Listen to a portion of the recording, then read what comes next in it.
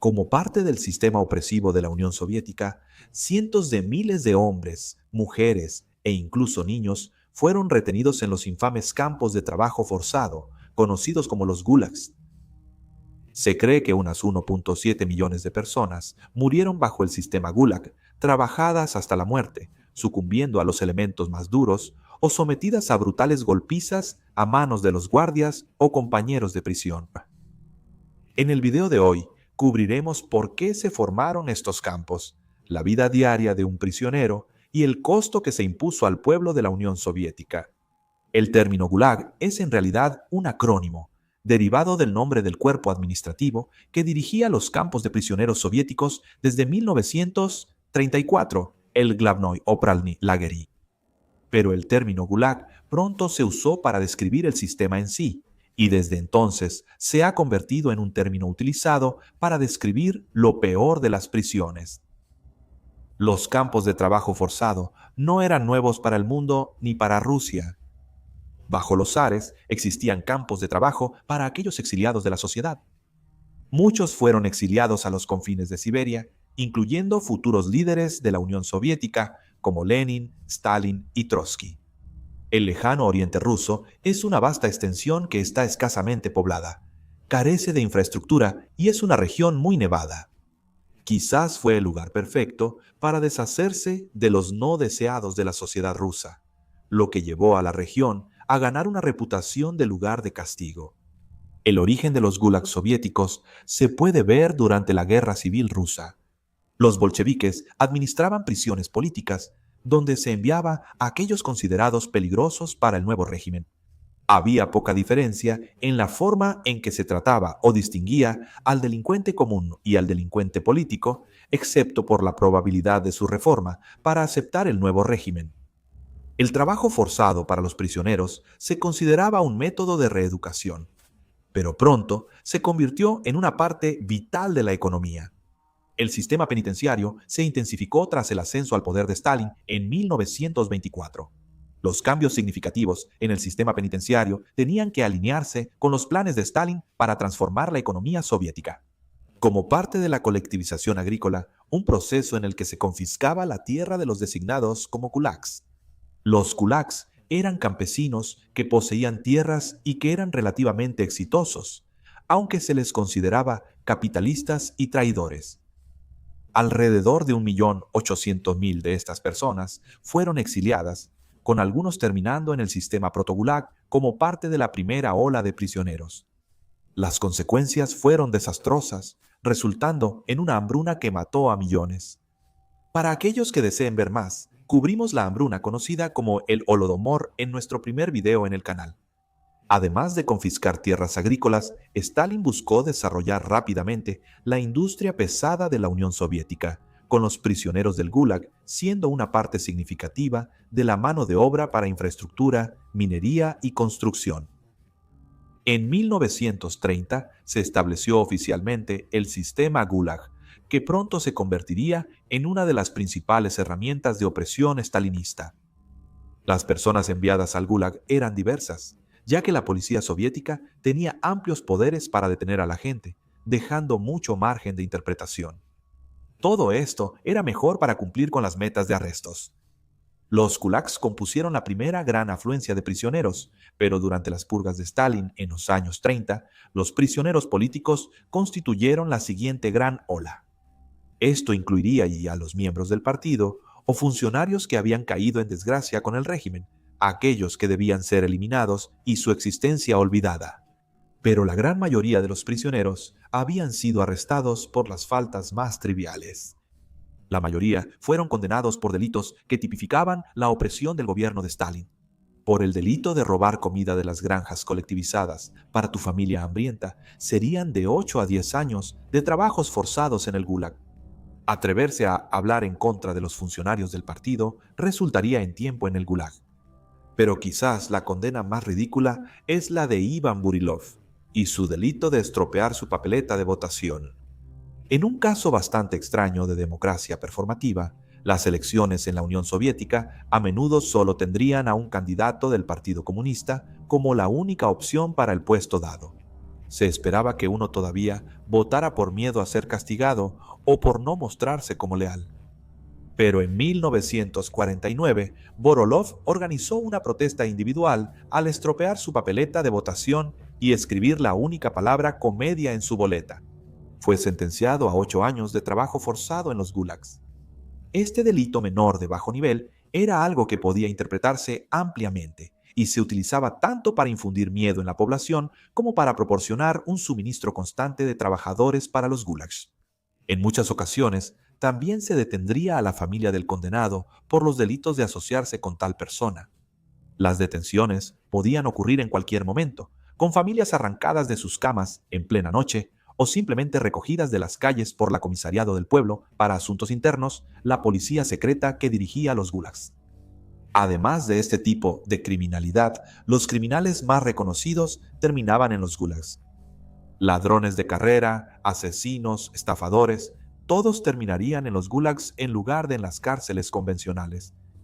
Como los gulags tendían a estar lejos de las grandes poblaciones en las frías regiones del lejano oriente ruso, incluso el transporte a ellos era mortal. Frecuentemente, las personas eran hacinadas en trenes de ganado, con escasa comida o agua. Los cuerpos de los fallecidos durante el trayecto serían lanzados de los trenes en marcha, dejando un rastro macabro rumbo a los gulags. Las barcazas abarrotadas, a la intemperie, transportarían a los prisioneros a las etapas finales a través de los campos. Al llegar al gulag, se proporcionaría poco a los prisioneros para aclimatarlos mejor a su nuevo hogar. A algunos se les daría chaquetas acolchadas, pero esto sería el límite de la ropa protectora. El trabajo esperado del prisionero dependería de a dónde fueran enviados, pero todos implicaban largos días, con poco en términos de equipo adecuado. Para cavar a través del suelo congelado, la minería o la construcción de ferrocarriles, solo se proporcionarían herramientas manuales muy básicas. La cantidad de comida proporcionada a los reclusos dependía del trabajo que hubieran realizado. Aunque la comida era escasa en tiempos de paz, durante la Segunda Guerra Mundial, las raciones disminuyeron aún más. Aquellos retenidos cerca de bosques o lagos intentarían buscar cualquier alimento que pudieran para complementar su dieta. Incluso algunos consumían desesperadamente las ratas que infestaban los campos. Todo el tiempo, los prisioneros tendrían tan solo 5 horas de descanso al día, durmiendo en barracas en ruinas que ofrecían poco en términos de protección contra los elementos. En los gulags, los criminales de carrera frecuentemente eran los prisioneros que lograban prosperar. Los blatny, en referencia a los tatuajes utilizados para diferenciar al prisionero político del criminal de carrera, a menudo podían aprovechar su influencia para recibir un trato indulgente y luego deberes laborales. Una de las razones clave para este estatus elevado de algunos de los criminales de carrera es que era más probable que se confiara en ellos sobre los prisioneros políticos, quienes a menudo eran vistos por los guardias como traidores a la Unión Soviética. Se creía que los criminales podían ser reformados a través del trabajo duro y la disposición para comprometerse con el trabajo arduo que se esperaba de ellos. Algunos de los beneficios otorgados a la clase superior de prisionero criminal incluían evitar las obligaciones laborales, permiso para recibir visitantes e incluso se les permitía comprar artículos de la comisaría de los guardias. Algunos incluso tenían trabajos que les permitían controlar los escasos recursos de los campos, como trabajar como cocineros o asistentes médicos. Esto les permitió construir una red de prisioneros leales, con la cual aumentar su poder e influencia sobre el resto. Aunque generalmente se desaprobaba la toma de objetos de otro prisionero, era una lucha constante para guardar y proteger los recursos. Los homicidios por motivos tan triviales como un suéter de lana eran comunes. La violencia se normalizó dentro de los gulags, tanto entre los prisioneros como por los guardias. Tanto mujeres como hombres serían sometidos a graves asaltos por los prisioneros que habían logrado sobrevivir en los gulags. Ya fuera a través de la explotación, ofreciendo alimentos o ropa acumulados, o a través de la violencia, estos asaltos eran comunes. Algunos proyectos de trabajo realizados por los trabajadores del Gulag eran realmente horribles de soportar. Quizás uno de los más impresionantes y más perturbadores fue la construcción del Canal del Mar Blanco al Báltico, que se extiende más de 140 millas desde el Mar Blanco en el extremo norte de Rusia hasta el Golfo de Finlandia, en el borde oriental del Mar Báltico. La construcción comenzó en 1931 y se completó en 1933. Durante mucho tiempo, construir un canal de este tipo fue un sueño inalcanzable para muchos gobernantes rusos anteriores, pero el alto costo significaba que nunca se intentó. Stalin buscó demostrar el poder tecnológico y de mano de obra de la Unión Soviética a través de la finalización de esta tarea. Debía completarse sin ninguna asistencia o materiales extranjeros. Alrededor de 170.000 prisioneros fueron reclutados para construir el canal, con ingenieros y arquitectos detenidos para supervisar y planificar las obras. El trabajo se realizó manualmente, sin maquinaria. La comida para los prisioneros se asignaba en función de si habían cumplido su cuota de trabajo del día, siendo la ración completa 3 onzas de carne y 2 libras de pan. Para aquellos que caían enfermos, se les daba la mitad.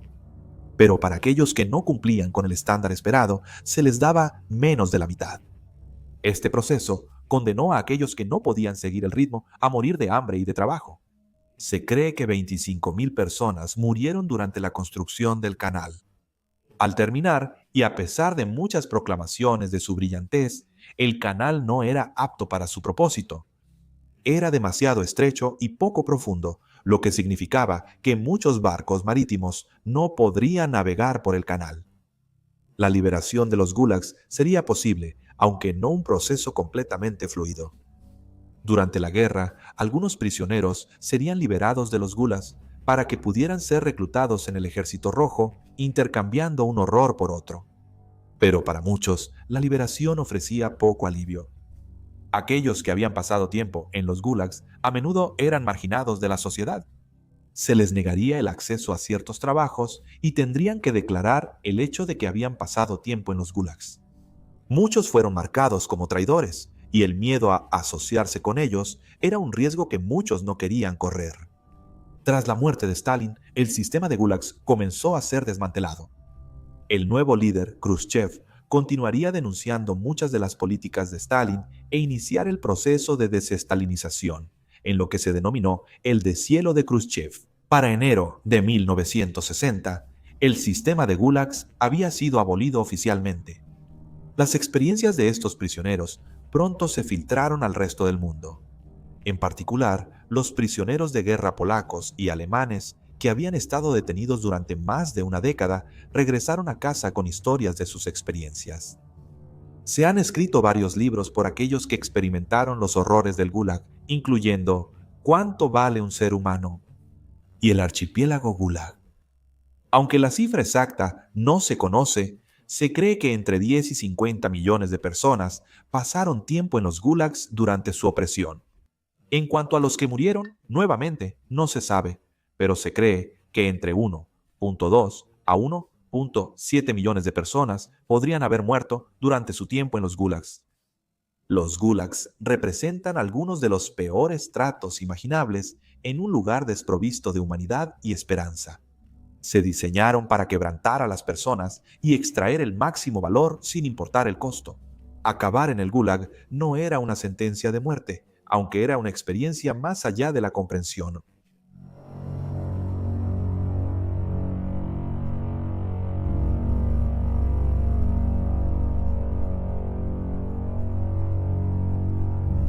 Gracias.